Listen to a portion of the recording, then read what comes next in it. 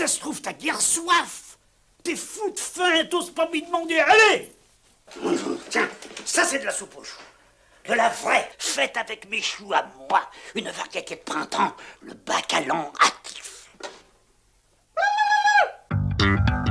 Bienvenue dans ce nouvel épisode du podcast We Love TFTC de We Love Cinéma. À mes côtés dans ce studio, Guillaume et Aurélien. Comment allez-vous ? Ça va, et toi ? Ouais, ça va.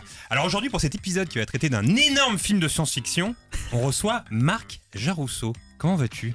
Très très bien, et vous-même ? Bah écoute, c'est un régal. Ah, tu m'envoies ravi. Bah, très bien. Est-ce que tu peux te présenter pour les gens qui ne te connaissent pas ? Oh, je vais me présenter alors.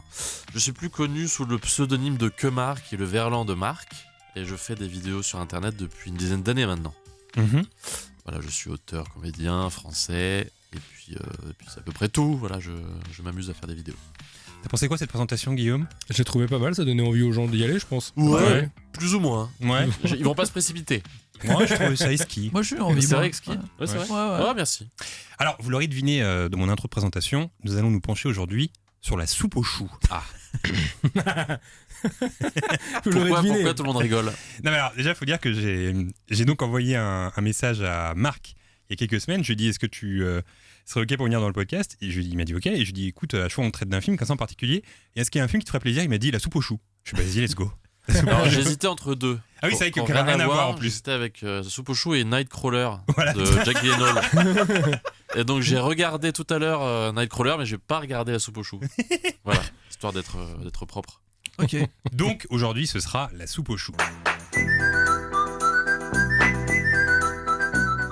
Film sorti en 1981, réalisé par Jean Giraud avec Louis de Funès, Jean Carmet et Jacques Villeray.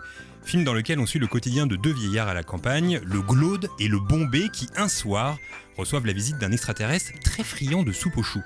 Un peu le même délire qu'Interstellar quoi, dans la base de scénario. C'est pas loin. Ce film est tiré d'un roman de René Fallet et s'il s'est fait défoncer par la critique à sa sortie, cela ne l'a pas empêché par la suite de devenir culte au point de toujours faire d'énormes scores lorsqu'il passe à la télé depuis maintenant 40 ans. Alors la traditionnelle question qui ouvre ce podcast, quel est votre premier souvenir lié à ce film ? Et je vais commencer avec Marc. Oh mon Dieu ! Le premier, je sais pas du tout. Ça te rappelle quoi la soupe aux choux ? De toute façon il y a une scène culte. Enfin, il y en a plusieurs, hein, mais bon, il y a pour ceux qui ne le savent pas, ça parle de prout. Je cherchais un beau mot pour dire prout. Il y a flatulence, mais il y en a peut-être d'autres. Gaz. Paix, Ouais. c'est bien, paix. Caisse. Le mot caisse. Donc ouais, il y a une grosse scène de caisse. En fait, ils pètent à Tire-Larigot avec Louis de Funès et Jean Carmet. Voilà, ils pètent de concert et cela attire les extraterrestres. Voilà le scénar, donc ça part Et là-dessus. ce scénario a été vendu lorsqu'il a été Surtout, proposé. c'est un livre. Mais surtout, Oui, c'est un livre, oui, c'est un roman. là. Comment tu fais ce livre ? best-seller. Et là, il proute. Ouais, C'est clair. Bravo à lui. hein. Et donc, j'imagine moi que je l'ai vu petit et que j'ai dû être mort de rire à cette scène-là parce que quand j'étais petit, je comprenais pas grand-chose. Donc ça m'a suffi. Et voilà, je devais avoir quelques années devant moi. Et voilà, c'est la base de l'humour, un bon gros prout. Et aussi en off, tu nous disais la musique, qui est culte. La musique est culte. Bah oui, bien évidemment. La musique est incroyable. Je pense que tout le monde la connaît. Il y a eu de nombreux remixes d'effectués. Est-ce qu'on écoute un extrait ou pas du tout ? Vous n'avez pas les droits ? À partir de maintenant.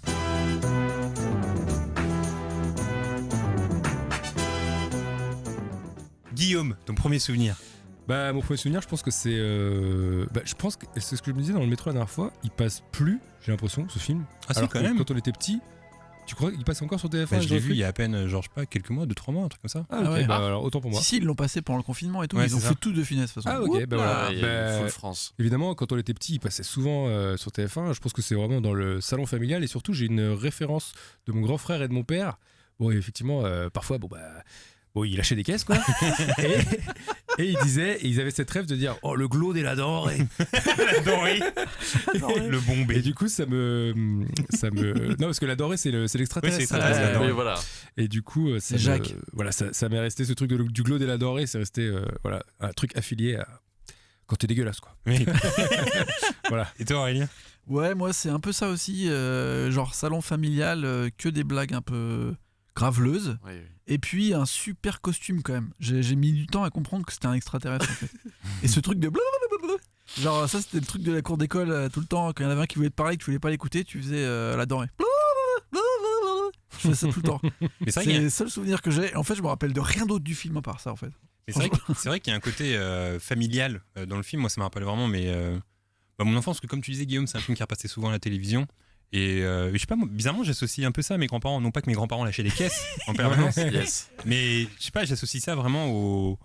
Tu rends le film un peu de Ouais, vieux, quoi. Mais je pense Mais- que c'est un film aussi plus enfantin que le reste de la filmo de Louis de Funès. Tu vois, Ouais, tu c'est- trouves Bah, enfin, tu vois, La Grande Vadrouille, etc. C'est des trucs. Quand t'es petit, t'as peut-être plus de mal à comprendre l'intrigue. Là, il y a pas d'intrigue en fait. Ouais. C'est juste un extra.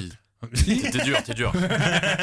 Tu vois, c'est un truc quand t'es petit, t'es là, ok, il y a un extraterrestre et deux campagnards et ils pètent quoi. C'est ça Ouais. en fait. Tu voulais dire un truc, Marc Ouais, non, en fait, j'aimerais bien qu'ils remasterisent ou alors qu'il y ait une nouvelle version 2020 ou 2021, un peu à l'image de Blade Runner qui a été. Un reboot, quoi. Un gros reboot. Ouais. Ouais, je serais Un pour. reboot. Qu'est-ce que tu Oui, changes allez. Ça s'applaudit, ça Mais s'applaudit. bravo. qu'est-ce que tu changerais en premier? Le bruit le son Un extraterrestre Ouais, je sais pas. genre. Peut-être, ouais, un truc un peu plus moderne. Ouais. Je sais pas. Un nouveau mais- costume. Ouais. je sais pas encore, j'ai pas l'idée, mais j'aimerais énormément. Il est pas qu'il y ait un dessus, reboot. Aurélien. Il l'a pas prévu de faire le reboot. Pour l'instant, t'es pas dessus. Ok. Non, non, non. Il y a un truc que j'ai jamais compris, c'est pourquoi à un moment il est en jaune et plus tard il est en vert. Parce Pas dans- qu'il vieillit. Ah, Parce qu'il vieillit. Je vois que t'as rien Ah ouais compris au film. En fait. Ouais, j'ai rien compris. Qui est très accessible pourtant. Clairement, C'est compris. Je suis pas la cible. Je crois que c'est ça. Je suis pas la cible, je suis trop bête. C'est peut-être en fonction des caisses balancées. Je sais pas, j'ai omis ce détail. Qu'est-ce qui vous fait rire chez Louis de Funès, Marc, par exemple? Merci de me vous voyez déjà. Ça fait plaisir, enfin un peu de respect. Qu'est-ce qui me fait rire? Moi, c'est vrai que c'était un de mes idoles quand j'étais petit. Et encore une fois, quand on est petit, on a Une de enfin, mes idoles, je te respecte plus trop vraiment du coup. Parce que tu Merde. l'utilises au masculin. Un de mes idoles, on dit? Une. Une idole. Oh, punaise. Non, mais c'est pas grave. Je sais plus qui je suis. Non, mais c'est surtout ses mimiques. Hein. En plus, quand t'es petit, voilà, t'as besoin de te rattacher. Voilà. Bon, j'ai dit Prout tout à l'heure, et puis il faisait énormément de mimiques, donc moi, ça me faisait hurler de rire. Et puis voilà, c'est ces personnages énervés tout le temps, ils faisaient toujours les mêmes. Dans tous les films, c'est le même, donc il est culte, le bon dessus. Et toi, Guillaume? Bah, c'est un peu T'es pareil. friande mais de Funès ou pas? je suis pas, c'est pas un truc qui fait partie non plus de ma culture à fond, parce que pour moi, on en parlait la dernière fois avec Aurélien, justement, c'est que il y a ce truc où il y avait les films de De Funès, ça rassemble la famille. Mais moi, pour moi, il y avait plus ce truc où c'était un truc pour les vieux, un peu, tu vois. Quand ça passait à Ah la ouais télé, j'étais là, Mmh. bon, ouais, ça m'intéressait pas trop. Mais là, en revoyant, évidemment, bon, c'est les mimiques qui sont cultes, mais en revoyant des extraits de La Soupe aux choux, quand même, il en rajoute. Non, mais il y a un moment, il lui dit, la denrée dit à Louis de Funès, votre soupe, elle est dangereuse en fait, parce que chez nous, tout le monde l'aime. Et là, il dit, je ne comprends rien, de rien. Et donc, il circule dans sa maison, il se tape la tête, et après, il se tape la tête contre son lit. Mais t'es là, mais c'est un peu beaucoup quand même, tu vois. Genre, c'est vraiment toujours tiré dans l'absurde, mais je pense que c'est ça qu'on retient, ouais, globalement. Et toi, rien? Bah ouais, c'est ça, moi j'aimais bien le mélange en fait des dialogues bien faits. Surtout c'est les débuts là, les années 60 avec Bourvil. En fait, je l'aime bien en duo de Funès, très souvent. Et j'aime bien quand il y a un mélange de bons dialogues avec grave de rythme et puis tout le comics de situation un peu style Buster Keaton où il y a des cascades, où il y a des trucs. Mais quand on commence à en faire trop et que ça dure un quart d'heure avec des bruitages et tout ça, là ça commence à me saouler. Mais au début je trouvais ça très fort. Et en vrai, le Cornio, je crois que c'est un de mes films préférés français en vrai. Je le regarde tout le temps. Je sais pas, il y a un truc que j'aime bien, tu vois, de comment. Même l'articulation qu'il a, c'est censé être un parrain de la mafia dedans. Mais revenons sur La Soupe aux choux. Tu vois. On s'éloigne du sujet là. Mais je crois, moi, ce qui me plaît chez Louis de Funès, c'est son côté un peu. Quand il utilise le côté, c'est de la faute de tout le monde, tu vois. Ouais. Genre, moi, je suis parfait et c'est toujours la faute du mec qui est à droite ou à gauche, etc. Ce côté un peu focus. Quand il joue le focus, c'est vraiment ce qui me fait rire. Et tout à l'heure, Marc, tu disais que quand tu étais petit, ce qui t'avait fait rire, c'était les caisses dans le film. Entre autres, il n'y a pas que. Ouais, voilà. Il y a un scénar. Et du coup, il y a dans ce film un truc qui rapproche de l'enfance comme ça au niveau des vannes qui composent le film. Qu'est-ce qui vous faisait rire, vous, quand vous étiez petit? C'était quoi les choses qui vous faisaient rire quand vous aviez entre 8 et 13 ans? Bah forcément, c'est un mec qui tombe. Ouais. Je pense que je regardais des vidéos gags quand j'étais petit. Voilà, Un classique vidéo gag. Eh oui, La vidéo gag à on fond. parle. La chute. Elle était jolie, comme Adriaco. Ouais. C'est vrai qu'il y a Désolé pour ce moment. Faut avoir la ref, quoi. Faut être un peu. Ouais, faut être un peu Olivia vieux pour connaître Adriaco. ça, mais. Un joli nom, on dit Olivia. Et les présentateurs, c'était qui? C'était Montiel Bernard et... Montiel Montiel. et Alexandre Montiel. Debanne. Alexandre Alexandre Debanne. Debanne. Alexandre Oui, bon, Debanne. C'est vrai, Alexandre j'ai des Debanne. références. Ouais, ouais. Grand champion de rallye, je crois. Figure-toi que moi, ce qui me faisait rire, c'était les inconnus quand j'étais petit. Moi Parce aussi. que Ah en ouais. CE1, j'avais fait un spectacle devant ma classe où je reprenais Autoinoï Passy. Et alors, c'était un succès ou pas? Bah ouais, ça cartonnait quoi. Et Ouais, ouais. après, on avait fait les rap tout et tout. Ouais, ouais. J'adorais les inconnus quand j'étais petit. Ça passait à la télé, sur France 2, tout le temps. Plus C'est inconnu des- ou plus les nuls alors dans votre... Quand j'étais petit, j'étais moi, plus c'était les inconnu. inconnus. moi. Ah ouais? Inconnu aussi, ouais. Pas Canal Plus, moi, quand j'étais petit. Alors... Ouais, voilà, Ah pareil. oui, c'est vrai. pareil. Nul. pareil. Ah, c'est le Glaude, hein. Bon, Alors, Guillaume, de prime abord, comme ça, on pourrait penser que la science-fiction et le cinéma français, c'est deux choses qui ne vont pas forcément ensemble. Est-ce que tu vas tordre le cou à cette idée reçue? Eh bien, messieurs, effectivement, pour commencer, je vais vous demander de vous concentrer et de me dire chacun votre tour un domaine dans lequel les Français excellent. Jean-Baptiste. La bouffe. merde. Mais il me l'a J'allais pris. le dire aussi. J'allais dire la bouffe aussi. Les avions. Non, c'est vrai. Ok. Et Marc. C'est dur, hein. Le football. Le football. Ah, Bravo. Et bizarrement, aucun de vous n'a dit les films d'extraterrestres, et c'est bien normal. Pourtant, les voyages dans l'espace et la vie là-haut, ça fait longtemps qu'on essaye de les mettre à l'écran dans l'Hexagone, dès 1902 avec le voyage dans la Lune de Georges Méliès. Ah, Méliès, tiens. Et les fameux Sélénites. Mais quand on cherche un film d'extraterrestres français, on tombe dans toutes les listes sur ce film de 1942 intitulé Croisière sidérale d'André Zwoboda. Pourtant, aucun extraterrestre dans ce film, mais un groupe d'humains qui part dans l'espace, un gangster, un oncle et son neveu et une jeune mariée, et qui reviennent en 67, donc dans le futur, sauf que eux n'ont pas vieilli par rapport aux années-lumière. C'est le même principe qu'Interstellar, encore une fois, en nul. Apparemment, on y voit la Terre vue de l'espace, ils croisent la Grande Ourse, et on est dans un fantasme de la vie dans l'espace, mais pas dans la présence extraterrestre pour le moment. Notons, pour l'anecdote, l'apparition pour la première fois à l'écran de Bourvil en tant que figurant dans ce film. C'est en 1960 qu'on retrouvera pour la première fois un martien dans le cinéma français. Dans Un martien à Paris, le seul et unique film de Jean-Daniel Daninos, avec Darry Cole dans le rôle du martien. Martien qui est semblable en tout point aux humains et qui est en costume, sans pouvoir particulier.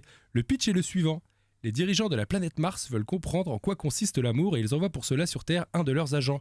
J'ai regardé pour vous la bande-annonce dans un souci journalistique et en voici un extrait. Mesdames, Mesdemoiselles, Messieurs, nous interrompons le spectacle pour vous informer d'un grave événement. Une soucoupe volante vient de se poser à Paris.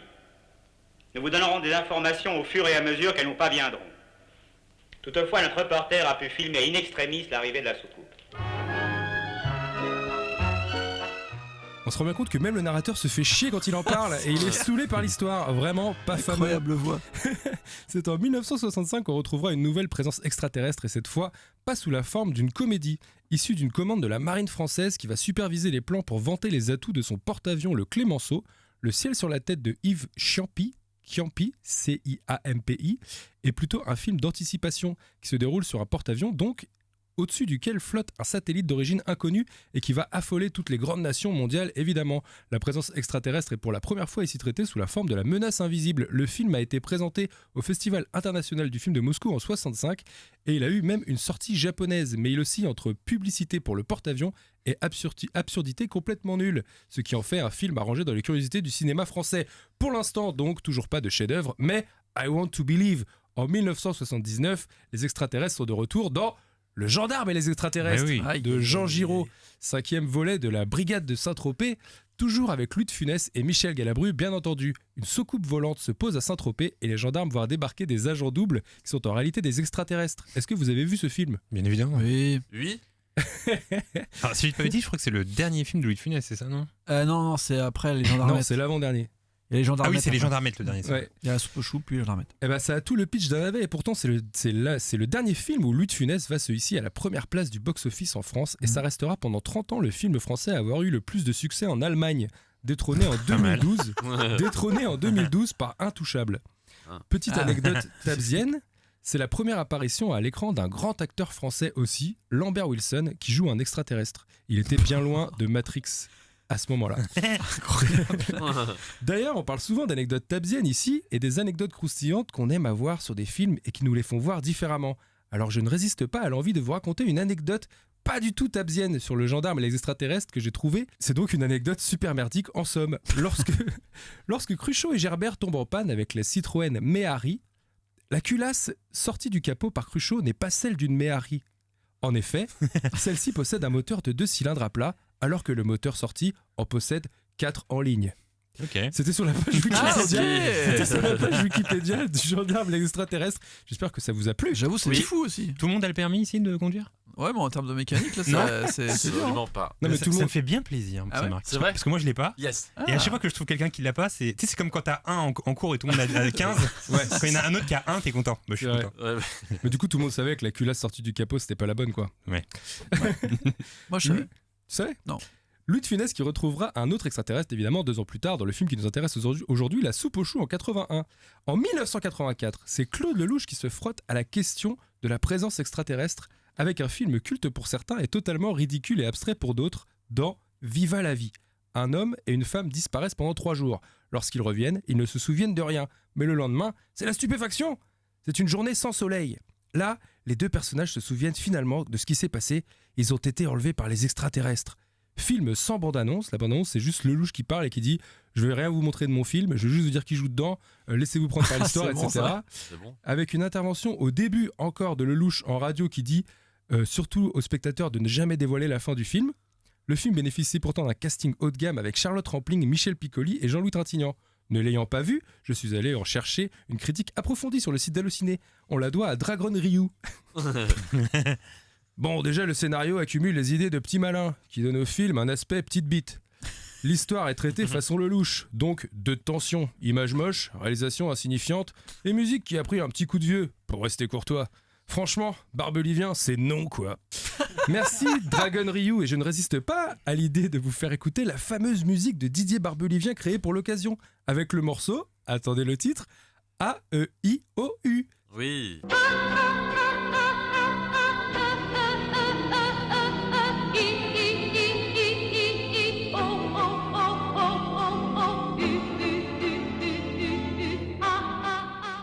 C'est la période cocaïne de Lelouch, là, je pense. Didier Barbelivien, au meilleur de sa forme, ça laisse rêveur. Alors, il est difficile de citer les films franco-français avec des extraterrestres sans citer évidemment en 1999 L'extraterrestre de Didier Bourdon avec Bernard l'attendais. Campan, Ah ouais. Bien sûr. dont voici le pitch. Un extraterrestre pourchassé par 2 androïdes atterrit en Auvergne, où il rencontre Agathe, qui rêve de l'homme de sa vie. C'est un pitch que j'ai trouvé sur internet, qui est quand même hyper mal pitché, mais c'est ainsi. Film qui a reçu un accueil désastreux par les critiques et le public, avec 494 000 entrées en France quand même. Que dire de plus sur ce film? Je vous ai dégoté une anecdote pas du tout tabzienne encore une fois. La scène finale a été tournée sur le viaduc de Barajol, dans le Cantal. Voilà. Tu sais que c'est un des rares films que j'ai pas terminé. Il est dur. C'est Aïe, très aïe, dur aïe. d'aller jusqu'au bout. Ouais, c'est Eh nul. ben, Tu l'as vu ici. Moi, mais Ouais. je crois que je l'ai vu jusqu'au bout. Il est... Ah ouais Alors Je sais plus. Classique. Ça ressemble pas trop aux inconnus. Ouais, c'est ça le truc. Mais bon, je crois que c'est culte quand même. mais Je c'est crois que je cool. le remate. Je suis allé voir sur le site de Nanarland, ils en parlaient et ils disaient on a été déçus, c'est pas un nanar, on Ah a ouais. vraiment rigolé, premier degré, bonne surprise. Mais je pense qu'ils regardent tellement de films archi nazes que bon. Et, Ça devient 2001 d'un coup. on aurait pu citer aussi en 96 La Belle Verte de Colin Serrault, où un extraterrestre qui vit sur une planète où tout le monde vit en harmonie débarque à Paris pour constater tous les problèmes de notre société, l'égoïsme, le sexisme et les problèmes écologiques. Film qui n'a pas rencontré son public, ni les bonnes critiques à sa sortie, mais qui a connu un second souffle grâce à Internet par la suite. Sur le Wikipédia, il est stipulé il a été vu 3 500 000 fois. D'aucuns diront que Colin Serrault était trop en avance sur son temps. Vous l'aurez compris, les films français joués par des Français, réalisés par des Français et qui parlent d'extraterrestres ne font pas belle figure, soit potache, soit absurde, soit complètement ratés, ou ne rencontrant pas. C'est une galère à dire. C'est dur à dire, oh là là. Leur public, évidemment, quand on se mélange aux Américains, on arrive tout de même à de meilleurs résultats, comme Alien la Résurrection, réalisé par Jean-Pierre Jeunet, juste après La Cité des Enfants Perdus en 97, 4e volet de la saga, film qui totalise plus de 2 800 000 entrées en France, presque autant que le premier volet. Il va rapporter 161 millions de dollars pour un budget de 75 millions. C'est ce qu'on peut appeler un succès.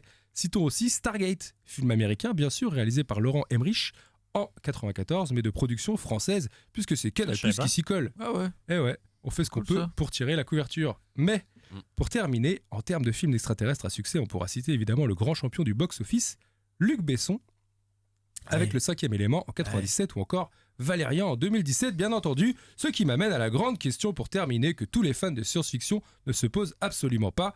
Vous préférez Le 5e élément ou La soupe aux choux? Bah moi, figure-toi que je suis pas un grand fan du 5e élément. Bah moi non plus. Bah tu vois, j'en suis pas. Alors, fan. du que coup, pour Plutôt certains, chaud alors. Ouais, Plutôt Supo Chou. plutôt Supo Chou, ouais, Tu vois, bah oui. Non, il y en a pour qui le 5e élément, c'est un film culte de fou, quoi, tu vois. Ouais, Toi, moi- t'aimes bien Marc, le 5e élément? Pas plus que ça. Moi, si je devais choisir, ça serait Soupo. Hein. Bah Eh tu vois, bah, c'est la sensation, hein. C'est la sensation, tu C'est vois. la sensation autour de La cette table. Soupo. Et toi?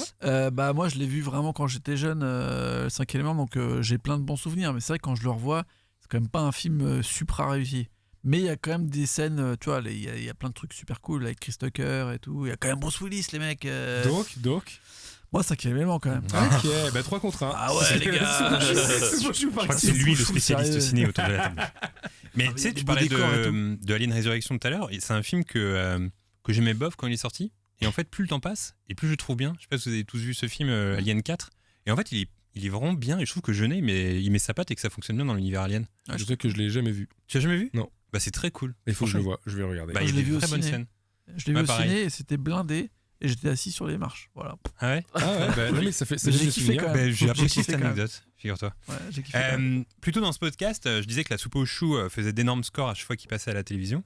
À votre avis, qu'est-ce qui fait les charmes de ce film depuis 40 ans pour qu'il persiste et signe? Il est sorti en 81 et en 2020, les gens ont encore envie de le voir. Pourquoi ça marche encore ce film à votre avis? Oh, nostalgie. Ouais, tu Non, crois? mais il est toujours d'actualité avec le côté. Enfin, puis en plus, c'est ultra vieille France avec le côté, c'est des bons vieux Français qui sont là et Ouais. qui vont se faire éjecter de leur village. J'avoue. Et parce qu'ils vont mettre un parc d'attractions, je crois, à la place de leur petite maison. Je crois que c'est ça. Donc, du coup, voilà, c'est les vieux Français qui se prennent leur vin et qui sont à la retraite et qui résistent contre l'envahisseur. Donc, C'est vrai. il y a un truc encore un peu d'actualité. Encore Astérix, quoi. Ouais, voilà. Mais surtout, je pense que ça fait partie de ces films méga bon enfant aussi. Ouais. Tout est bon enfant dedans, tu vois. Il y a pas Ouais. de, ça existe plus vraiment. Enfin, si ça existe, mais c'est devenu les films cultes comme ça. Déjà tout de Funès, ça fonctionne. Et déjà le casting Villeray, Jean Carmet.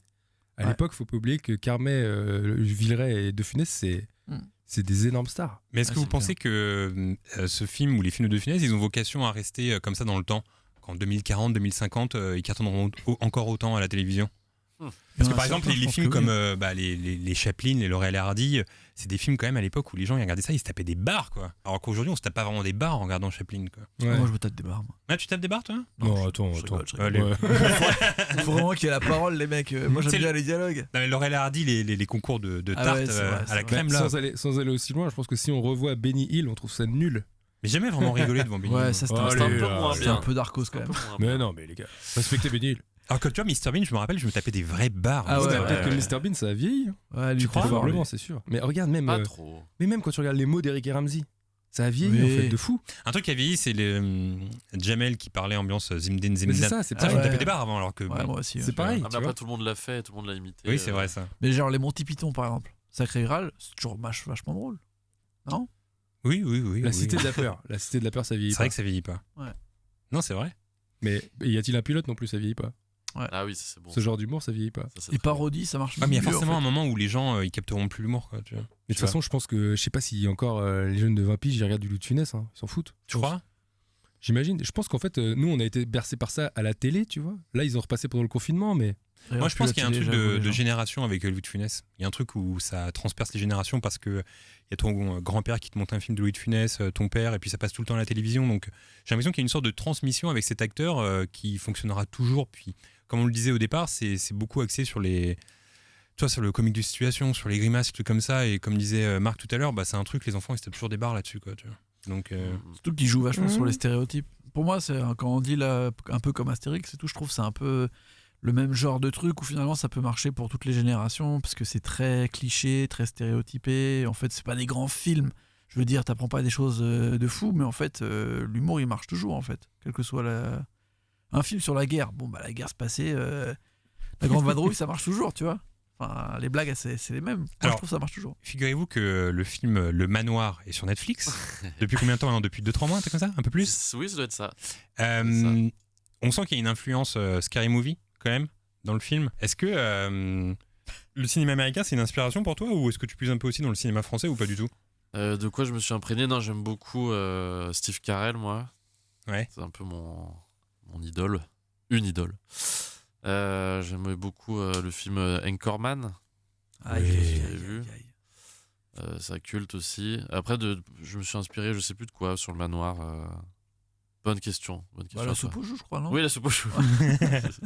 Alors justement, tu me lances bien, Aurélien, sur la soupe aux choux, parce que un des axes humoristiques de ce film, en majeure partie, c'est le lâchage de caisse. On en parle quand même Yes. depuis tout à l'heure. Du coup, j'aimerais savoir si vous êtes des experts ciné dans ce domaine. Parce que j'ai remarqué, il y a des experts ciné du néo-réalisme italien ou de la nouvelle vague, mais très peu du lâchage de caisse. Waouh. Personne ne concentre Ah, on va là-dessus. écouter des bruitages de caisse dans les films. Donc, messieurs, c'est le moment de prendre un créneau. Si vous voulez être expert, je vais vous passer des extraits et il va falloir me trouver le film. Ah putain de merde. Ok? On va voir si vous êtes chaud. Waouh. Est-ce que vous êtes prêts? Fin prêt. Premier film.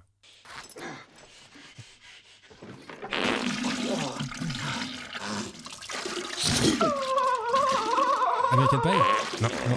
Ah non, Dumb and Dumber. Oh, joli, il est là! Ouais, Dumb and Sur le Dumber. premier page là. J'étais sur Dumb and Dumber. Là, j'étais ouais. plus sur la souffrance du type. Exact. C'est Il va évidemment pas une bien. scène où il a un besoin pressant d'aller aux Ouais, toilettes. ouais, exact. Bah, il a pris du laxatif, je crois. et Ouais, il y va, et au moment où il a terminé, la meuf lui dit surtout n'utilise pas les toilettes parce qu'elles sont cassées. Oui, c'est ça. Très relou ce moment-là. Ok, deuxième extrait. C'est le pire quiz. Bah, c'est la soupe aux choux. Non, c'est pas la soupe aux choux. Merde. Je connais des très bons, là, sur le choux. C'est un mec qui joue la trompette, là. Was that a fart? C'est les voix de Seth Rogen, Will Ferrell. Comment ça veut dire? Ah, C'est pas en cloque mode d'emploi? non, pas du tout. Ah non. il l'a. Pineapple Express, là. Non, c'était Step Brothers. Putain. Demi-frère. Ah. Putain. C'est la scène où ils passent un Seth entretien et ils ont le job. Et finalement, il lâche une caisse, donc ils n'ont pas le job. Au dernier moment. Ah putain. Voilà. Je Ouais, pense c'est qu'ils se trop sont dur. inspirés de la soupe aux choux pour la longueur du gaz. Non, parce que pour la soupe aux choux, il y en avait des C'est très vrai. longs, peut-être qu'on va en entendre. Il n'y aura pas la soupe aux choux dans ce quiz. Ah, Sachez-le. merde. Il en reste 3. Troisième. C'est. Did you want something to drink? Mm-hmm. Okay, I'll go get some lemonade. Stupid chair always does that. I'll be right back. Et c'est la fin. En fait, je vous explique la scène. Il y a une meuf qui est sur une chaise, elle se lève, Ouais. on entend un bruit de caisse. Elle fait ah, elle est relou cette chaise, elle fait tout le temps ce bruit. Et en fait, après, t'as le mec qui essaye la chaise pour voir si ça fait de bruit, ça fait pas de bruit en fait. Ouais, ça me dit Ok. quelque chose en plus, cette scène. Un indice, c'est pas un film, c'est une série. Ah. Judd Apatow. Bah, Love. Non, c'est pas Love. Ah. C'était Freaks and Geeks. Ah, Putain, mais joli. pourquoi ça me dit quelque Ouais, chose j'avais ce truc, trouvé. c'est sûr. Et bah, Je l'ai c'est une vu. scène de Freaks and Geeks. Ouais, putain, fallait le trouver. Et ça. cette scène est vraiment très très Tu sais drôle. ce qui est terrible, parce qu'avec tous les autres quiz, j'ai toujours des réponses qui sont un peu en tête et je me dis tiens, il va mettre ça, il va mettre ça. Là, j'en ai aucune. J'ai aucune scène de prout dans ma tête. Eh ben écoute, peut-être que t'en auras une. Pour Peut-être, l'instant, j'espère. c'est C'est bien pour Marc toi. qui est en tête. Ouais, j'avoue. Un point. Prochaine. Uh-oh, fart. Yeah, Charlie Babbitt, I'll hold. Fart. Did you fart, Ray? Fart. Did you fucking fart? Fart. Ah, Rain Man. Oh, joli Rain Man. Bien joué, bravo. Bien vu, Ray. C'est une scène de Oh, Rain Man oh. dans laquelle Dustin Hoffman répète qu'il vient de lâcher une caisse dans une cabine Ouais, téléphonique. ouais, exact, Ouais, exact. c'est Et il y a vrai. Tom Cruise qui ouvre la porte. Ok, Aïe, sur la aïe, prochaine, aïe. c'est un kit ou Ouais. double. Oh, ouais, j'adore ça. Et en plus, c'est ma scène préférée de caisse De au tous les cinéma. temps. Je la trouve vraiment très drôle. Ok. C'est parti. You know what? I don't feel like talking to you about this. Where you going? Taking a cab. I'm going home. Tu peux le faire. Attends. Ah, mais oui. Donc en fait, c'est Il un se mec, retrouve tout c'est un seul. mec qui a passé une soirée avec une meuf. Il allait voir un concert avec elle. Il est hyper in love. Mais oui. Et je sais pas, ça se passe mal. La meuf part. Et là, il lâche une caisse. Et il fait finally. Genre, il voulait aller lâcher une caisse depuis le début de la soirée. C'est un cœur, ouais, je me C'était- rappelle de ça. Ah, ça, je me Et rappelle. la avoir fille, vu c'est ce- Mila Kunis. Oui. Ah. C'est un film récent des années 2010 avec un ours à C'est l'intérieur. Ted, c'est Ted. Ted. C'est Ted. Ah, bah, Ted, oui, c'est oui. Mark Wahlberg. Exactement. C'était bon Ted. Marc. Vous êtes pas ouf. Non, on n'est pas Vous des n'êtes pas experts. des experts Pas caisse. ouf en prout. Mais en fait, ça me rassure un peu. Comme ça, je passe pas pour non plus un mec qui les connaît tous. Franchement, c'est absurde. De toute façon, je fais la collection, donc c'est normal. Est-ce que l'humour pipi caca, c'est un truc qui marche sur vous au cinéma ou de manière plus générale, Marc? Généralement, non. Ouais. En général, je me mets au-dessus de tout ça. Non, mais en plus, non, généralement non. Et souvent, j'aime pas quand il y a du prout ou du caca, tout ça. En fait, le bruit du prout peut tout changer pour moi. Ouais. Ça se joue à la tessiture du prout. Est-ce que tu peux être Dans plus la soupe aux- précis Par exemple, dans la soupe aux choux, là, on les entendra pas, mais le bruit est parfaitement choisi. Le Mhm. bruit des proutes. Alors, Ça j'ai peut, une- être, ça peut être vulgaire, je trouve, sinon des proutes ou au cinéma. Donc il faut bien le doser. Alors j'ai une petite info qui va te régaler. Sur le tournage de la soupe aux choux, comment ils ont choisi le bruit des caisses? Bonne question. C'est en fait, il y a des mecs qui sont venus, qui étaient experts en lâchage de caisses sur commande. Ils sont arrivés et... C'est des vraies caisses. Ouais. Et en fait, ils ont enregistré les bruits avec De Funès et Carmet. Et en fait, De Funès et Carmet étaient là en disant moi celui-là me ressemble le plus et moi je veux celui-là. Et Carmet disait moi je veux celui-là. Et c'est comme ça que ça s'est passé en fait. Moi je pensais que c'était des bruiteurs, tu sais, avec des sacs à papier, Non. des trucs comme ça. Donc Bisous, quoi. ouais, Incroyable. voilà. Et donc ils ont choisi voilà, moi je veux celui-là, toi prends celui-là, etc. Ils se sont départagés les caisses en fait. Ouais, c'est comme ça que ça s'est passé. C'est fou. Voilà, ça t'a régalé cette info? Ouais, énormément. Guillaume, toi ça marche sur toi ce humour ou pas? Oui, non, je suis un peu pareil, ouais, ça dépend. C'est quand c'est un peu trop. Mais toi t'aimes lourd. bien toi, non? Les proutes? Ouais. non mais ce humour-là, à l'antenne. Toi, ça te fait rire ça, non? Ça dépend des fois en fait. Ouais. Non, mais quand c'est trop porté dessus, j'aime pas. Quand c'est un petit détail d'une scène, ça peut me faire plonger, ouais, mais tu vois, je trouve que. Attends, je suis en train de réfléchir à une scène où ça pourrait me faire marrer, mais j'en ai pas là. Mais oui, moyen. Ouais, toi, Aurélien? Moi, à la base, beaucoup. Genre, en vrai, tous les frères Farrelly, j'aime bien. Mais en fait, j'aime bien quand c'est mélangé avec une histoire un peu sérieuse. Et que d'un coup, pouf, je sais pas, t'as un mec qui il lâche une caisse, ou il y a un truc trop sale. Ou... Par exemple, moi, je me rappellerai toujours quand j'avais vu Marie à tout prix au cinéma. Et cette première scène, tu vois, où tout est un peu idyllique. Et là, il se coince la couille dans la fermeture éclair. Et tu sais, tu vois tout.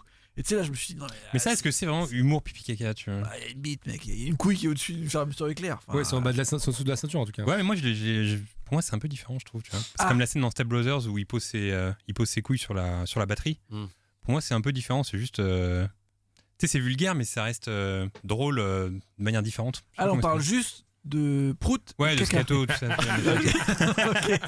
Ah ouais, non, sur ce humour-là, bon. Non, mais moi, ce qui me fait rire, moi, je suis pas. C'est un podcast très centré sur le. Moi, je suis pas vraiment friand de cet humour, mais là où je le trouve drôle, c'est quand par exemple tu regardes un film avec une meuf, mettons une date pour la première fois, tu sais qu'il faut pas trop rigoler à ce moment-là, tu vois. Mais c'est ça qui rend le truc marrant. Ouais. Parce que tu vois, c'est hyper gênant pour les deux, et c'est là que t'as envie de rigoler. Tu vois ce que je veux dire? C'est vrai que c'est les blagues qui marchent toujours parce qu'en fait on fait tous pipi caca, tu vois. C'est vrai. Et en fait c'est toujours un peu tabou, et à chaque fois que ça rentre dans un film, tu vois, je me rappelle aussi d'un film un peu débile avec Ben Stiller. Ben Stiller, il est souvent dans cette situation. Polly et moi. Voilà. Où il se retrouve dans les toilettes, d'un coup il n'y a plus rien qui marche et tout. Et même dans The Party, Peter Sellers, il tire la chasse d'eau et tout part en couille. Il tire juste le PQ et ça s'enroule pendant des heures. Tu sais, ça c'est génial parce que tu te dis, toi ça t'arriverait, ça serait horrible. Tu sais, t'es chez quelqu'un, tu viens d'arriver et t'as tout qui part en couille dans les chiottes. Donc ça, moi je trouve ça drôle et c'est un peu pipi caca. Me vient sinon... une question esprit Skyrock un peu. Est-ce que vous autorisez les caisses au sein du lit conjugal? Enfin, pas forcément que du lit, mais de la relation. C'est une très bonne question et c'est un très bon sujet que tu lances là. Juste rapidement un tour de table. On va prendre un un auditeur tout de suite. Alors, écoute, moi je te cache pas que c'est un sujet un peu tabou. Ouais, on va passer à autre chose alors. Moi, ça me dérange pas. mais moi je reste très. Je reste très neutre là-dessus. Je fais en sorte que ça ne ça sache pas. Tu vois. J'entends. Mais non, mais attends, mais toi c'est pire. T'es un expert si on en en parle. Bah vas-y, si tu veux en parler. Non, on peut en parler. C'est-à-dire que tu peux partir en vacances pendant une semaine avec lui, il ne va pas aux toilettes. Parce qu'il stresse. Mais par contre, genre on se barre et tout, on est quasiment à la voiture, il fait oh putain, j'ai oublié ma carte bleue, je reviens. Et là il remonte juste pour ça, parce qu'il va être tout seul. Ça c'est pire. C'est pour ça que c'est tellement j'ai une tabou. petite habitude. Tellement tabou pour lui. À l'anglaise. Toi, Marc? Non, moi je suis pas très pour. Justement, moi je. Ah bah voilà. Ouais, moi je suis pareil que Marc, tu vois, j'aime pas. Non. Toi, Il faut qu'il y ait un peu de la séduction, doit toujours opérer un petit peu. Évidemment. Ouais.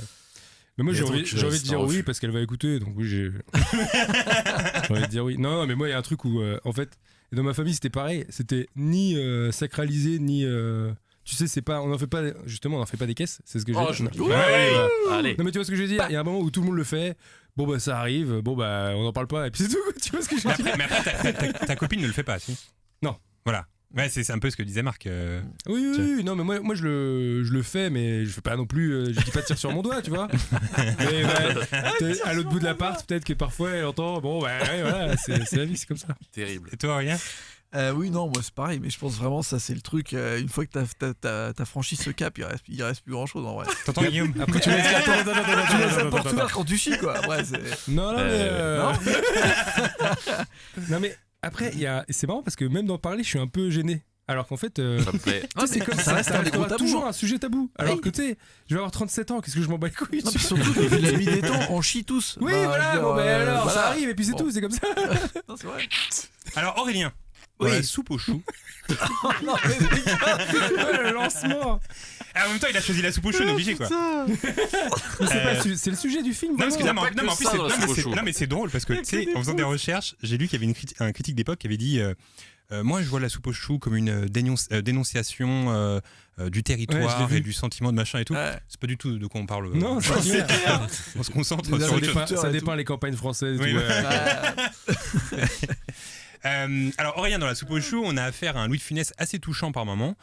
Ce film est son avant-dernier et sur la fin, son envie était pas forcément de jouer des rôles comiques. Oui, c'est vrai. En effet, la fin de carrière de Funès, donc il meurt en 83, si je ne m'abuse. J'avais envie de remonter jusqu'à 1975, qui est un peu le moment où la vie de Louis de Funès change et en fait son jeu change par la même occasion. En 75, c'est juste un peu après les succès de Rabbi Jacob surtout, donc il est vraiment au top du truc. Il vient de faire La Folie des Grandeurs aussi.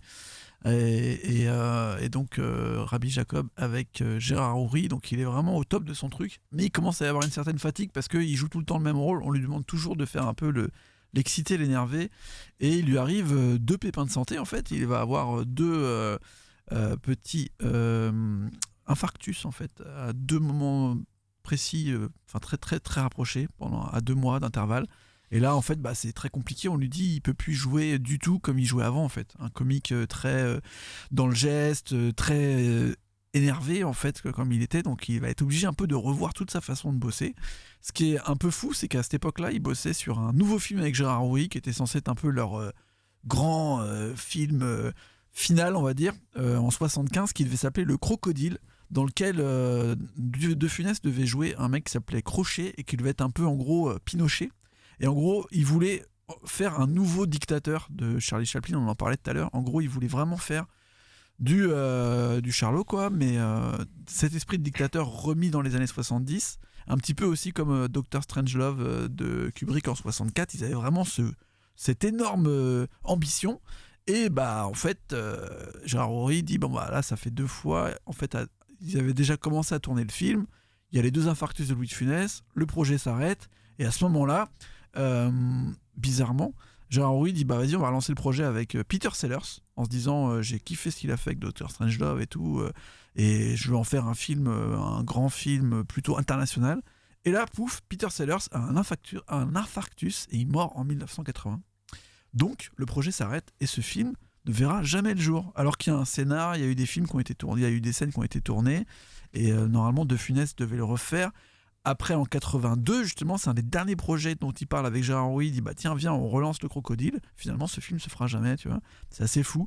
Et en fait, le film qui va relancer De Funès après ses gros pépins de santé et qui va un peu annoncer sa 2e partie de carrière ou 3e partie de carrière, un peu plus, on va dire, tranquille et un peu différent, c'est L'aile ou la cuisse, qui sort en 1976, qui est un projet vraiment de confronter De Funès avec un nouveau style d'humour et un comédien plus jeune.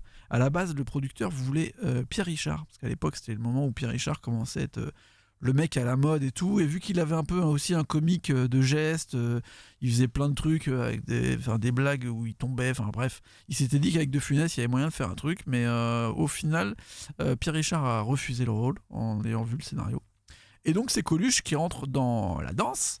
Et ils expliquent que c'est un tournage hyper compliqué parce qu'en fait, De Funès était hyper fatigué, malade. C'est un moment où, un peu ironiquement, alors que le film parle que de bouffe, c'est un moment où il a un régime drastique, où il peut quasiment plus rien bouffer. Donc toute la séquence où on le voit, où justement il est malade, il sent plus rien et tout, mais en fait c'est presque ça, tu vois. C'est pour ça qu'il paraît complètement amaigri, on dirait que c'est plus le même De Funès. Il y a carrément, le producteur demande à avoir tout le temps un service de santé pendant le tournage, parce que plus personne voulait l'assurer, parce que tout le monde pensait qu'il allait mourir pendant les tournages, tu vois, vu qu'il faisait des infarctus à répétition. Donc, bah, moi, Les Blocs Cuisses, c'est un film, un de mes films préférés avec De Funès, en vrai. Mais c'est vrai que quand tu le mets à côté des autres, on dirait que c'est un nouveau De Funès, un peu. Je sais pas si pour vous c'est pareil, mais on sent qu'il est un peu différent, il y a ce truc de... On dirait que des fois, il se saoule lui-même, en fait. Je sais pas, on dirait qu'il commence un peu à faire les mêmes gestes qu'il faisait dans les années 60 et début 70, puis tout d'un coup, pouf, on sent que ça le fatigue. Ouais, tu puis vois, dans ce film, il y a ce fatigue truc tout seul. de passation entre le nouveau comique qui explose, à savoir Coluche, Tout à fait. et Louis de Funès. Il y avait un truc où, comme s'il y avait un passement de génération. Quoi. Exact, et en fait, c'est ça qui est marrant, c'est que, après, Coluche va toujours défendre De Funès, mais à l'époque, Coluche était quasiment inconnu, c'était pas lui qui était vraiment choisi pour Mais ça. en parlant de carrière, De Funès, sa carrière, elle a duré combien de temps en fait? Parce qu'au final, il a été connu super vieux, non? C'est ça le truc? Ouais, Ouais. ça a commencé dans les années 50, début 60. Je crois en qu'il a fait. percé, il a commencé à percer vers entre 40 et 50 ans. C'est ça. Et d'ailleurs, quand tu lis sa bio, ils disent que tous les grands films qui l'ont mis aux orbites, donc c'était souvent des duos, et en gros, c'était jamais lui la star du film. Ouais, mais Ouais, il non. avait déjà 60 ans quoi. Non, parce qu'il était déjà sur la traversée de Paris, Pour tu moi, vois, il où a il toujours avait un été petit vieux, rôle. tu sais. C'est le mec, il a toujours été Ouais. vieux. Parce qu'il était chauve, quoi. Mais il y a une histoire que j'adore raconter, c'est celle de comment Louis de Funès a percé. C'est qu'en fait, à l'époque, donc, il faisait des petits rôles comme ça, mais ça marchait pas trop pour lui. Il pouvait pas vraiment vivre de son métier. C'était surtout sa meuf qui a ramené enfin sa femme. Pas vraiment une meuf, Louis de Funès. C'est surtout sa femme qui a ramené de la thune à la maison. Et en gros, tous les week-ends, ce qu'il faisait, c'est qu'il allait avec sa femme sur les Champs-Élysées. Il arrivait à 10h. Il faisait le tour des deux trottoirs en boucle pour passer devant le Fouquet's, en espérant tomber sur des producteurs ou sur des gens qui comptent. Et une fois qu'il tombait sur quelqu'un qui comptait, il était en mode « Ah bah je me balade, je fais les boutiques avec ma copine, voilà, il n'y a pas des nouveaux films qui se font en ce moment, etc. » Et en fait, il faisait ça tous les week-ends. Et c'est comme ça qu'il a réussi à avoir un film avec un producteur qu'il a croisé qui sortait du Fouquet's. Et c'est comme ça que ça a marché. C'est ouf, hein. C'est chaud. Faut expliquer aux jeunes que cette technique elle marche pas. Non, ça Faut marchera pas la plus, là. refaire maintenant en 2020, ça sert à rien. Alors, on sait jamais, tu sais, il y en a, ça marche. Hein. Il y a des rappeurs, ils viennent, ils voient Kanye West, pouf, et au final, ils les signent. Bon, ça Ouais, peut c'est encore vrai, arriver, ok. il peut y avoir des petits trucs, mais. Tu dis n'importe quoi, Guillaume, je trouve. Mais aujourd'hui, je sais pas ce que j'ai.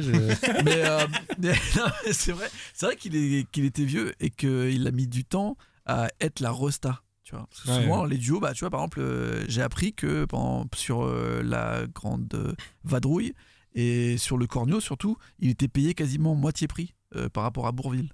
Waouh. C'était grave pas la star. Et au final, c'est quand il arrive à la fin des années 60, début 70, que là, c'est la grosse star et on peut tout baser sur lui, en fait.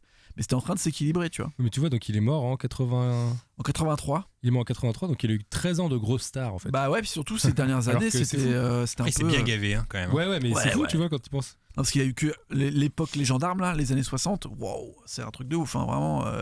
Tout est numéro 1 du box-office, Ouais. sans arrêt. C'est quoi d'ailleurs votre De Funès préféré? Parce que moi, c'est vraiment les gendarmes. C'est vraiment mon truc Ah ouais que je préfère. Ouais. C'est quoi votre De Funès préféré à vous? Ouais, Guillaume. c'est difficile à dire. Non, mais passe la parole à Marc parce que Ouais, Marc a très envie de. Non, mais ouais, les Lulu à cuisse, je crois que c'était. Ouais, un le bon, mec, j'adore aussi. il est bien culte. Ah, il est bien fou celui-là quand même. Pareil pour toi, rien? Moi, comme je disais, c'est genre La Grande Vadrouille et le Cornio. J'aime bien le duo avec Bourvil, je trouve ça fonctionnait bien en fait. Quand lui il était énervé derrière, ah mon vélo, Ouais, mes mon chaussures. vélo, c'est Je sais pas, il y clair. avait un truc, ça me fait toujours marrer en Mais fait. après, ça rejoint ce que je disais tout à l'heure sur l'humour un peu faux cul. Ce que j'aime dans les gendarmes, c'est que il joue en permanence le faux cul avec le Ouais, chef c'est qui vrai. est Galabru. Ouais. Et je trouve qu'il est vraiment, vraiment bon quand il fait ça, Louis de Funès. Et Ah, personne c'est n'a vrai, je cité préfère Rabbi Jacob. Alors que ça doit Alors être que un des films c'est censé préférés être des le film Français, je culte, pense. ouais, c'est vrai. Ouais. Mais c'est un grand film, un grand film Et qui a comique. cartonné aux États-Unis d'ailleurs. C'est le seul Ah ouais film qui a marché, ouais. C'est le seul film qui a marché à En même temps, il y a des l'international. scènes à New York aussi, peut-être que c'est pour ça. Ouais, et puis je pense que ça correspondait à un film qui était plus facile l'époque. à vendre, tu vois, qu'un truc Il y a qui se passe en Fantomas France. C'est vrai qu'il y a Fantomas. Ouais, c'est vrai. Et bah c'est ça, tiens, justement. Fantomas, vu qu'il y en a eu 3 ou 4, je crois, ils expliquaient la différence de salaire entre Jean Marais au début et à la fin. Et à la fin, Jean Marais gagnait la moitié de Funès. Et en fait, les films étaient au fur et à mesure devenus des films sur De Funès et plus sur Jean Marais, quoi. Et finalement, on a jamais su C'est qui dingue, était hein. Fantomas, non? Si? On sait pas qui c'est finalement. C'est Jean Marais. C'est Jean Marais? Faudrait que je les revoie. Je les ai revus je les ai vus seulement quand j'étais petit, les Fantomas. Bah, déjà, c'est lui qui joue, culte. déjà. Mais oui, c'est Ouais, lui. mais sous le masque, c'est Jean Marais du coup? Bah oui. Ok, tu m'en apprends une numéro. Merci de me spoiler en tout cas, parce que je comptais la revoir. Ah, mais ça c'est- va, c'était il y a 50 ans, maintenant tout le monde le sait. Bah non, mais je crois que c'est ça. Enfin, en tout Tu cas, dans crois ma tête. Parce que moi, dans mes oui. souvenirs, on savait pas qui était Fantomas. Bah ouais, mais il y avait des trucs. Enfin, ça se voyait, quoi. Je suis Fantomas. Et ils avaient la même voix et tout. Même des fois. Ah, je croyais. Enfin, en tout cas, je croyais. Bah écoutez, Ouais, on va faut vérifier, checker après. vérifier. On va- on va vérifier un peu, mais Pour moi, qui c'est est Jean Marais. Fantomas? On sait pas. Pour moi, c'est Jean Marais. En tout cas, le dernier film un peu. Guillaume est sur le coup, je le vois de loin. Ah, il est ouais, chaud. il est sur Ah, le il y coup, va. il va son Il est chaud. Le dernier film un peu perso dans lequel il a vraiment mis énormément de lui, c'est L'Avare. L'Avare qui sort en 1980, qui est vraiment son projet, qui va d'ailleurs lui valoir un César d'honneur. parce que en fait tout le monde va apprécier le rapprochement, même avant que le film sorte d'ailleurs, le rapprochement entre le théâtre classique de Molière et le cinéma un peu populaire. Je voulais français, faire une quoi. blague sur la VAR au foot, mais c'est trop tard maintenant. Ouais. Et plus tu parles, je peux plus la placer. Ah tu ouais, vois. bah, Ouais, vas-y. Là, c'est terrible. C'est ton moment. C'est terrible, non, c'est fini. Non, c'est fini, ok. C'est fini, c'est terminé. Et voilà, donc l'Avare, c'est le dernier film où il va vraiment se mettre à fond et il va se lancer là-dedans. Donc ensuite, on a parlé des gendarmes et des extraterrestres et des gendarmes et gendarmettes. Là aussi, c'est encore un coup pour lui. C'est pendant qu'il fait les gendarmes et gendarmettes qui va être son dernier film. Jean Giraud, donc le réalisateur de La Soupe aux choux, avec le mec avec qui il a fait tous les gendarmes, en plein milieu du film, il meurt. De la tuberculose à 58 piges. Oh. Donc en vrai, ça fait quand même beaucoup d'accumulation de mauvaises chances. Et il devait faire aussi les extraterrestres qui reviennent aussi. Ouais, ils avaient prévu plein de trucs. Même en fait, même quand Jean Giraud meurt, ils avaient dit mais on peut continuer la franchise des gendarmes parce qu'à cette époque-là, De Funès il est pas vieux, il se dit bah j'ai encore plein de gendarmes devant moi, tu vois. Il pensait encore décliner. J'ai encore plein de gendarmes. C'est le gendarme universe. Il s'était dit bah, on va changer juste de réalisateur et il avait déjà d'autres projets. Après, j'ai une dernière anecdote qui est assez folle, qui a lieu 3 semaines avant le décès de Funès. Son producteur l'emmène à Paris pour rencontrer des jeunes, parce qu'il disait bon voilà, ça a bien marché avec La Loue la Cuisse, avec Coluche et tout. Là, il y a des petits jeunes qui te kiffent de ouf, qui cartonnent en ce moment. C'est le Splendide. Ils ont une pièce en ce moment, c'est Papy fait de la résistance. Ça joue au théâtre du Splendide. Viens, on va le voir, ils veulent te rencontrer. Donc il va, le producteur et De Funès vont voir la représentation. De Funès, il kiffe la pièce à l'époque de Lamotte et Clavier, je crois. Et à la fin, en fait, ils avaient décidé de discuter d'un possible film de Papy fait de la résistance ensemble.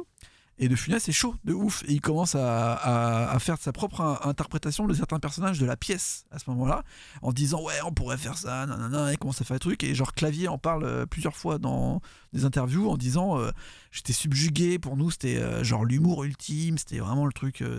Enfin, c'était un modèle quoi, et il était là à reprendre nos textes et à faire des blagues. Et le producteur disait c'est la dernière fois que je l'ai vraiment vu archi vivant, surtout que le lendemain ils sont allés à un concert du Grand Orchestre du Splendide. Qui était vraiment... ça du démon. Ouais, tous ces trucs-là et tout ça. Et il était vraiment. Il y a une émission qu'on avait fait sur les bronzés où on en parlait pas mal, etc. Donc il était vraiment immergé dans ce truc. Donc on est en 82, 83. Donc c'est la grande époque du Splendide. Et ça devait vraiment être le prochain projet sur lequel ils étaient. Ils avaient signé. De Funès devait être un peu le personnage un peu principal. Juste, il avait demandé, par rapport à son cœur, justement, à réduire le rôle si jamais il signait ce film, pour éviter justement que ce soit trop dur pour lui. Mais il était hyper enthousiaste du fait de faire cette passation de pouvoir, etc. Et en fait, donc il est mort. Et à partir de ce moment-là, le producteur a quand même décidé d'essayer de composer Papy fait de la résistance comme une sorte de mélange entre La Grande Vadrouille et le Splendide. C'est pour ça qu'il y a genre des grandes stars du théâtre de boulevard et des trucs un peu des mecs des années 50. Il y a Jacqueline Maillan, il y a énormément. Et en fait, le film a été vraiment dédicacé à De Funès. Et donc, le rôle que devait normalement faire De Funès, c'est Jacques Villeray qui le fait. La belle histoire. Le beau-frère de l'histoire. Donc, qui fait une relation avec La Soupe aux choux, vu que c'était un des derniers rôles qu'il avait fait. Et c'était son poteau. Voilà, donc pour le coup, il est mort subitement, alors qu'il n'y avait plus de projet de film. Et son dernier film reste donc Les Gendarmes et les Gendarmettes, qui est quand même pas non plus fou, parce que le réalisateur est mort en plein milieu du film. Donc c'est un peu un départ en cacahuète, j'ai envie de dire. Mais c'est dommage, parce que j'avais lu un interview de Louis de Funès qui disait qu'il avait failli jouer dans un film de Roman Polanski à la fin. Et lui, en fait, ce qu'il voulait à la fin de sa carrière, c'était stopper un peu les films comiques, enfin en faire moins en tout cas, et faire un peu plus de rôles dramatiques, parce que finalement, il ne l'avait pas vraiment fait. Il le fait un tout petit peu dans La Soupe aux choux, mais genre rapidos comme ça. Et il voulait faire des rôles un peu plus tragiques. Donc il avait une discussion avec Polanski, et il était à 2 doigts de jouer dans le film Le Locataire de Roman Polanski, qui compte à son casting des acteurs français. Finalement, ça ne s'est pas fait.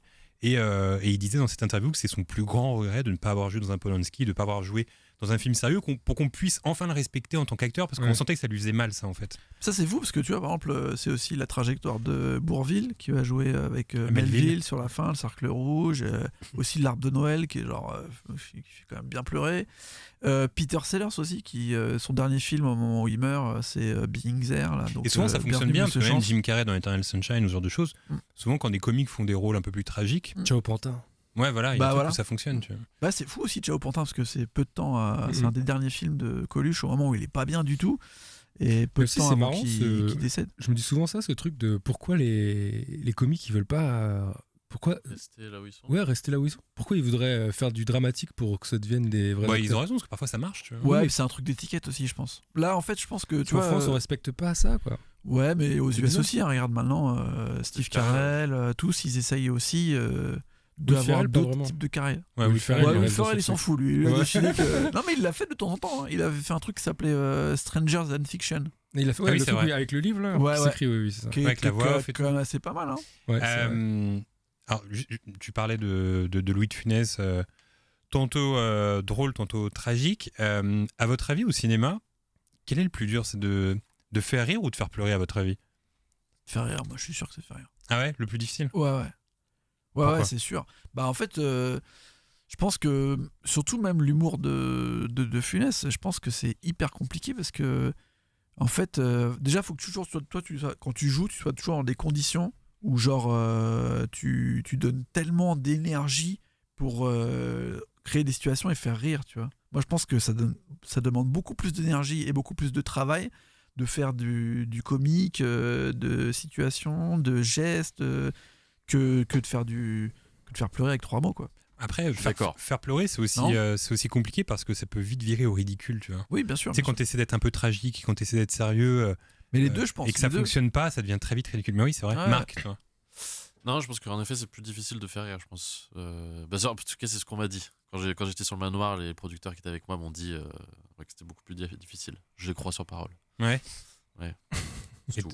T'as déjà essayé de faire pleurer, toi, un peu ou pas? En vidéo? Pas trop. Non, parce que j'ai vu la dernière vidéo de Dans ma race, où tu te livres devant une femme.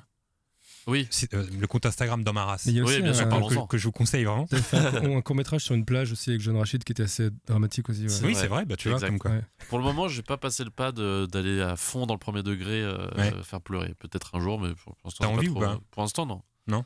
Pour l'instant, non. Guillaume? Je sais pas, mais en tout cas, moi, c'est plus difficile de me faire rire que de me faire pleurer. Ça, c'est sûr. Parce que je vais. Non, mais par exemple, je vais beaucoup chercher des contenus marrants, mais je me tape pas beaucoup de barres en regardant des trucs marrants. Non, mais tu vois ce que je veux dire? Alors que je peux regarder, tu me mets un film qui est censé être triste, bon bah ouais, c'est bon, c'est triste, c'est parfait, ça marche, tu vois. Mais c'est vrai que moi, je vais tout le temps, même toutes les vidéos Insta, tout ça machin, je regarde, mais c'est rare quand même que faudrait faire un contenu Insta uniquement de trucs tristes. Triste, c'est cool, ça. Ce serait vraiment cool. T'as envie de pleurer à chaque fois. Est venu le temps de vous livrer quelques infos croustillantes sur la soupe aux choux. Alors déjà, on charrie, mais figurez-vous que c'est Guy Delécluse, le responsable de la conception de la planète Krypton dans Superman, qui a créé la soucoupe volante qu'on voit dans le film. Ouais. Quoi? C'est plutôt pas mal, non? C'est fou. C'est plutôt cool. Incroyable. Non, mais on n'a pas charrié. Non mais la science-fiction, il est français. Ah oui, c'est vrai. Tu vois. Alors, à la base, le réalisateur Jean Giraud voulait que ce soit Olivier Lejeune qui joue l'extraterrestre à la place de Jacques Villeray. Oh là là. Alors là, ce nom ne vous dit probablement rien.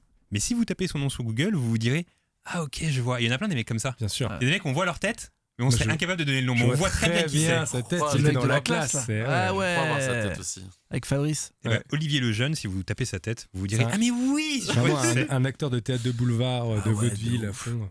C'est vous quand tu Pascal Brunner, pardon. Oui, voilà. Mais par contre, je vois qui c'est, Pascal Brunner. Bien sûr. Pascal Brunner aussi. Ouais. Facile à chanter, oui. C'est classique. Les vieux. Ils faisaient une imitation de Colombo qui était archi connue aussi. Ah ouais. C'est la classe aussi un peu. Ouais, ça, j'ai oublié ça. Si ce film existe, c'est grâce à Louis de Funès qui, un été, ne sachant pas quoi lire, acheta ce livre dans une librairie juste parce que le titre était rigolo, La soupe aux choux. Il fut séduit et proposa au producteur Christian Fechner d'acquérir les droits juste après. Ça tient à rien et ça me rappelle une histoire de le réalisateur Billy Wilder qui avait fait une correspondance entre New York et Los Angeles. Il y a un arrêt à Chicago. Finalement, il se rend compte qu'il n'a pas de livre. Il s'arrête à Chicago, il va dans une librairie. Le train s'est arrêté simplement pour 10-15 minutes. Et il achète un roman qui s'appelle Le Poison. Il trouve ça extraordinaire, il le termine à Los Angeles, le temps du trajet. Une fois arrivé à Los Angeles, le lendemain, il fait en sorte d'acquérir les droits. Et ce film a gagné, ça a été le premier film à gagner et la Palme d'Or et l'Oscar. Donc ça tient à rien, parce que s'il n'y a pas l'arrêt à Chicago, il n'achète pas le bouquin et il n'y a rien après. Comme quoi, c'est assez incroyable. Yves Robert, le réalisateur de La gloire de mon père et du château de ma mère, entre autres, conseilla à Louis de Funès de supprimer la scène durant laquelle il lâche des caisses. Très mauvais conseil finalement. On n'aurait pas fait d'émission. Mais ouais, c'est vrai. Et du coup, il avait dit à Louis de Funès, ça dessert le film, ça va le rendre très peu sérieux, etc. Je te conseille de supprimer ces scènes-là. Mais c'est pas un film sérieux, en fait, c'est ça, je comprends pas. Bah, en fait, quand tu lis le roman, si t'enlèves les proutes. Ouais, non, mais il y a un côté la terre, un peu. mec, quand même, la terre. Non, puis tu vois, le fait qu'il retrouve sa femme Oui, d'avant, etc. Il y a un petit côté un peu triste. Il y a un côté triste, mais Jacques Villeray en collant jaune qui fait. Ouais, à un moment, ça aussi. C'est marrant parce que moi, la gloire de mon père, c'est vraiment une souffrance pour moi parce que j'associe ce film à l'école. Je sais pas si on vous a déjà montré. Ah ouais. Ah, j'adore moi. Parce que moi, quand j'étais à l'école, c'était le film qu'on était obligé de regarder en fin d'année. Ah ouais. Mais personne ne prenait de plaisir. Non, on lisait surtout, ce livre. Là. Moi, mon montrer le film, c'est une souffrance. Hein. Non, la gloire de mon père. Je regarde tous les ans, moi. Ah ouais, j'adore. C'est ma petite malade de Proust. Pourquoi pas. Mais tu regardes beaucoup de trucs tout le temps, toi. Parce que le Cornio, la gloire de mon père et tout. Ouais. J'ai dit quoi toutes les semaines. Ouais, toutes les semaines, ouais. Non, mais j'aime bien ça, ouais. Ah, j'aime bien ça. Petit classique. Avant le tournage, Louis de Funès balança au jeune Jacques Villeray une phrase qui fout la pression. Je cite: cela peut être un très grand rôle pour vous, mais cela peut aussi être la fin de votre carrière. La soupe aux choux. Yes. T'as la pression avant que De Funès te dise ça et que tu commences. Oui, c'est vrai, parce que si ça fait un flop, le film, on le retient que pour le mec qui fait brrr comme ça, là, c'est un enfer. Durant le tournage, toute l'équipe du film a fait un pot commun afin d'offrir à Louis de Funès pour son anniversaire l'intégrale des films en Super 8 de Laurel et Hardy dont il était fan. Ah. Voilà. Ouais, c'est pas étonnant. Pas mal. Un mois avant la sortie du film et pour la promo, la soucoupe volante que l'on voit dans le film a fait le tour de Paris afin que des enfants puissent entrer dedans. Je trouve ça plutôt malin. Pas mal. Et en gros, ils l'ont mis dans le nord de Paris, l'Est, machin, etc. Et ils faisaient des journées. Tous les enfants pouvaient rentrer dedans, se prendre en photo à l'intérieur. Et du coup, ça leur permettait de faire la promo de la soupe aux choux. Et là, on pense au mec qui a fait le tour de Paris avec la petite soucoupe et qui avait la musique en boucle pendant une semaine. Il n'a pas dormi pendant 5 jours. Dur. Figurez-vous que le tournage s'est déroulé en Seine-et-Marne. Je dis ça car je sais que nous avons énormément d'auditeurs en Seine-et-Marne. C'est la fin de l'anecdote. En fait, j'avais plus d'anecdotes, je vais rajouter celle-là. C'est une anecdote pas très tapienne. Non, bah tu vois, en fait, ça se rejoint. J'ai fait exactement pareil que toi tout à l'heure. En fait, si pour une fois je vais mettre une anecdote nulle à chier. Le tournage a eu lieu en Seine-et-Marne. Voilà. C'est presque la fin de ce podcast, mais avant de se quitter, la nouvelle rubrique qui viendra clore chaque épisode, à savoir le dernier et la dernière. Les caisses. Je vais demander à Marc tous ces derniers et ces dernières, figure-toi. Alors Marc, le dernier film que tu as vu au cinéma. Alors, on est allé voir avec ma copine les choses qu'on dit, les choses qu'on fait. Et alors ? Je sais pas si vous voyez ce que... pour des raisons qui lui sont propres, ma go est partie du film. En fait, ça parlait de sujets sensibles. Enfin bref, parti. Mais en fait, c'est très théâtral comme film. Donc, ça parlait un peu en mode théâtre. Et ça parle de quoi alors ? Toi, quand ta copine elle se barre de la séance, toi tu restes dans la séance ? Non, mais moi je m'ennuyais un peu, à vrai dire. Ok, d'accord. C'était pas Avant ça, j'avais vu. Comment ça s'appelle ? Merde, attends. Divorce Club. Quoi ? Ah, je l'ai pas vu. Je l'ai pas vu non plus. Et alors, bien. Mais c'est avec. Je recommande pas forcément. Le mec de. C'est avec qui ? Comment il s'appelle ? Arnaud Ducret ? Ouais. Acteur français, ouais. C'est le nouveau de Funès, hein. C'est un choix. Mais c'est dur les comédies en France, c'est pas notre fort. Hein. Ouais. Je crois. C'est quoi notre fort en cinéma ? Bah, je sais pas. Les films. En général, il pleut. Mais tu vois, si c'est pas les films d'extraterrestres, c'est pas les comédies, qu'est-ce qu'il nous reste ? Non, mais quand même. Film d'auteur quand même. Bah, regarde, il vient de dire. C'est lui le spécialiste cinéma. Oui, mais il y a quand même des grandes comédies en France. Ah ouais ? Bah, c'est à l'époque, mais là, je sais plus en ce moment. Attends, c'est quoi le dernier film français ? C'est quoi le dernier film français qui vous a fait rire ? Oui, voilà. J'essaie de réfléchir au dernier film français qui m'a fait. Dans les Dupieux, quoi, plutôt. Ouais, Dupieux, c'est ça me vrai. fait rire. Au poste, ça m'a. Non, mais au poste, ça m'a fait rire, par exemple. Au poste, j'ai trouvé ça drôle. Ah, au poste, c'était marrant, ouais. J'avoue. Mais non, mais j'essaie de me rappeler d'un film français. Parce que je me souviens quand j'étais petit, je m'étais tapé des barres devant les visiteurs, mais des vrais barres. Si, Les Beaux Gosses. Ouais, les Beaux Gosses, c'est drôle. C'est très drôle. Ouais, mais c'est quoi ? C'est de 2001, les Beaux Gosses ? Non, comment s'appelle le film 2012. Le film d'Eric Judor avec Monsieur Fraise et tout, là. Tu vois ce film ? Ah oui. Oui, ils sont en Problemos. quarantaine. Problemos. Ouais, Ah oui, oui. Problemos. Je l'ai pas vu celui-là. Ouais, mais c'est pas. Tout le début est quand c'est même un bien truc- drôle. Ouais, c'est un truc qui me parle un peu. Quand Ouais, même. c'est pas mal. Problemos. Il n'y a pas de gros fou rire, de trucs cultes Non, voilà, ouais. comme les Américains savent nous le procurer, quoi. On n'a pas de Encore Man. Voilà, c'est c'est sûr. ça, on n'a pas de trucs. Ouais, mais on n'a pas trop Ouais, ce mais truc tu vois- de parodie, à part Shabbat, tu vois. Ouais, mais tu vois, de 93 à 95, quand t'as chaque année, et même jusqu'en 80, je crois que c'est 98 le dîner de con, quand t'as le dîner de con, la scène de la Ah peur, ouais. les trois frères, les visiteurs, t'as quand même 4 Eh, comédies Weber, c'est cultes bien, quand en même. l'espace de 3-4 On ans n'a qui pas assez sortent. parlé des dîners de con. Le dîner de con, c'est vraiment un film qui me Ouais. tue. Franchement, ça me. Ah, mais voilà. Franchement, je suis Weber, Dans les Ouais. années 90, ils enchaînaient. Et même avant, quand tu regardes les films de Patrice Lecomte ou alors. Ou même le duo qui fonctionne si bien entre Depardieu et Pierre Richard. Jacques Weber. J'adore. Bon, en vrai, je pense qu'il y a une vraie tradition de la comédie en France. C'est Ouais. juste que là, Bon, ces bah dernières voilà, mais années. Ah, il ces dit n'importe dernières quoi. années, T'as dit c'est- Non, n'importe non, quoi. en fait, je pense Non, pas qu'il je parle dis des ces dernières dernières années. années, c'est pas trop ça. Ouais, ouais. Ouais, c'est vrai que les dernières Eh années, oui, c'est je vois genre- ce qu'il veut dire. C'est avec toutes ces comédies jaunes et bleues là sur les affiches. Ouais, le oui, classique, ouais. Tous ces trucs. Mais non, ouais, c'est vrai que j'arrive pas à trouver un. Si Denis Podalides me fait rire. Ouais. Mais. Oui. Ouais, oui, bah C'est un- excuse-moi, c'est un Aurélien. petit rire, Ouais. C'est un petit rire, genre. Ouais. Là, j'aime bien aussi, moi. Marc, le dernier film que t'as vu via une plateforme. Alors justement, j'ai revu tout à l'heure Nightcrawler, j'ai payé 2 E Ah, pas mal. sur Canal Plus Replay. Tout On ça, sent que tu là. regrettes de pas avoir choisi Nightcrawler pour Non, non, l'épisode non, d'aujourd'hui. ça aurait été trop sérieux. Il est trop bien ce film. Hein. Ouais, Très il est- flippant. il est assez J'avais cool. tellement aimé, c'est Ouais. incroyable. Ouais, le perso est culte. Hein. Ouais, donc on rappelle, Ouais. c'est avec Jack Gyllenhaal. Gyllenhaal. Je crois que la vraie prononciation c'est Yunehale. Parce que c'est un Non. nom suédois. Non, Ouais, non, ouais. non, non. Ah oui, c'est une Non, info non, que je non, te dis. non. C'est Jack Mais non. Yunehale. Jamais de ta vie, il y a quelqu'un qui a dit ça. Mais je te le dis. C'est n'importe quoi là. Jamais de ta vie sur Canal. Et on dit Excuse-moi pas- d'avoir une on dit culture- pas Louis il a de dit, Funès. on doit avoir une Jack culture plus poussée Yunehale. que la tienne, Guillaume, mais c'est juste que. On dit pas en Louis Suède, de on dit- Funès, on dit Louis de Funs. Non, mais c'est Jack Yunehale. Ouais, ouais. Bah, tape Gyllenhaal en Ouais, ouais. traduction suédoise sur Reverso, sur machin, là, sur Google, machin. Ouais, ouais, ouais. La voix off va dire Yunehale. Voilà. La dernière série que tu as regardée. Je crois que c'était sur Michael Jordan. Ah oui, le docu sur The Netflix. Last Docu. Dance. Mais Et sinon, alors Incroyable. T'as pris du plaisir? J'ai pris du plaisir, ça m'a rappelé de bons souvenirs. Quand j'étais petit, je regardais ça sur Canal+. Et je crois qu'il mettait en clair des matchs de NBA. Ah ouais? Il me semble. sur Ouais, avec, Canal+. Avec Georges Eddy. Georges C'est Eddy, Mick Georges. Attard, genre, non? Non, je crois que ça passait Ah ouais 20h ou 21h, je sais plus. Donc, Il a bref. pris le ballon pour un pamplemousse. Ouais, c'est ça. Quelle voix incroyable. Georges Eddy. Pas mal. J'avais pris du plaisir, mais sinon une vraie série, je crois que ça fait longtemps que je n'ai pas regardé. Ah si, j'avais regardé Validé, mais pareil, j'avais pas trop Pas trop accroché. Voilà. Le dernier livre que tu as lu. Alors, j'ai lu un livre qui s'appelle Les Vertus de l'échec. Ok. Voilà, c'est Ça un raconte quoi, ce livre C'est écrit par Charles Pépin, qui est un philosophe français actuel. Et voilà, ça parle de ses biens, de ratés. Ok. Voilà, je trouvais ça intéressant. Je lis dans le métro. Pas mal. Merci à toi. La dernière BD que tu as lue, est-ce que tu lis des BD? Pas trop, Ouais. mais je crois que j'ai lu celle de John Rashid qui s'appelle Comme on peut. Ok. Voilà, qui est très agréable de voir l'histoire de ce bon John, que je salue bien sûr. Le dernier objet culturel que tu as acheté.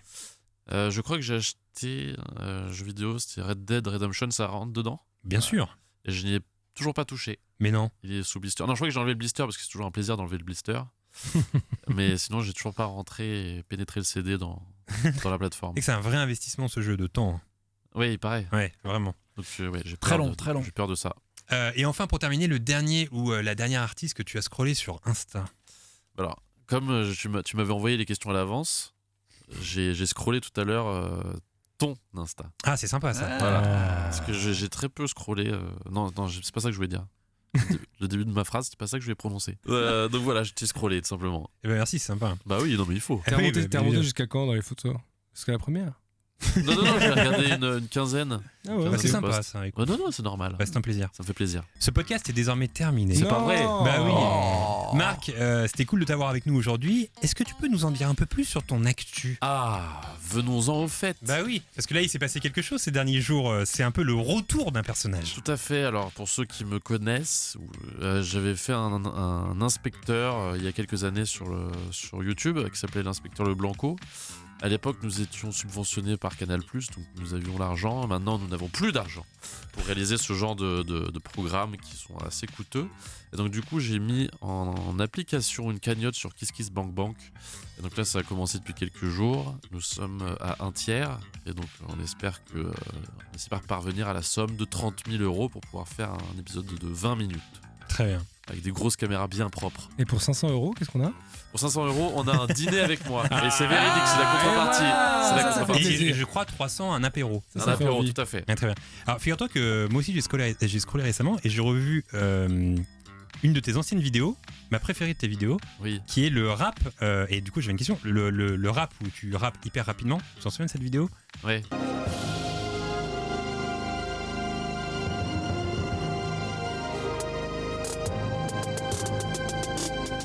Je suis un rappeur avec du talent.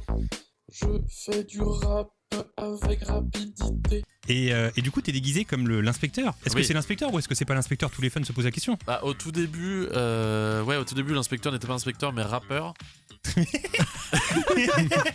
Il a changé de Et carrière. après, il est parti, et après, il est devenu inspecteur. Voilà, Donc ce serait la un peu vraie- le background du personnage. c'est voilà. C'est intéressant. J'ai une question pour toi à propos de l'inspecteur.